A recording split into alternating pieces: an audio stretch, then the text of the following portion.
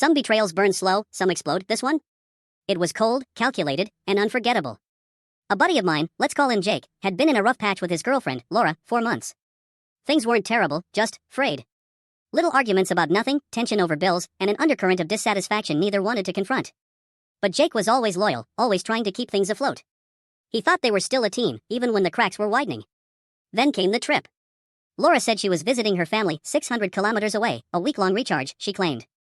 Jake didn't think much of it at first. He packed her favorite snacks, wished her a safe journey, and went about his life.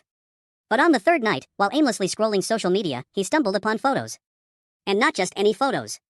There was Laura, laughing, leaning close, wineglass in hand, on a restaurant patio, with her ex. Shock is an understatement.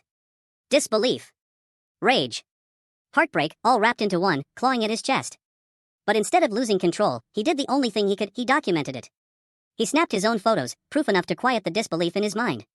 Jake was on a month-to-month lease, with 60 days notice required. Laura wasn't on the lease, which meant he had leverage she didn't even realize. He called a few places, found a new apartment, and quietly gave notice. The weeks that followed were surreal. He didn't confront her with accusations. He didn't explode in anger. He stayed distant, suggesting couples therapy once, avoiding intimacy that she clearly wasn't offering anyway. Laura had no idea what storm was brewing quietly under the surface of his calm demeanor. Her nights out became longer. Sometimes she claimed she was staying over at friends' houses. Jake never questioned her. He simply said, okay. The tension was electric, but controlled. A quiet war in their shared apartment, with him silently preparing his final move.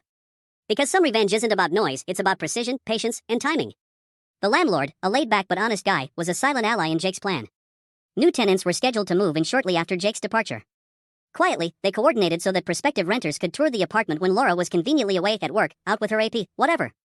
No confrontation, no suspicion. Jake became almost unnervingly composed. Friends who checked in on him couldn't believe how calm he seemed. "You're not going to confront her?" one asked. He just shook his head. "No point. Let her find out the hard way." For next part, visit profile.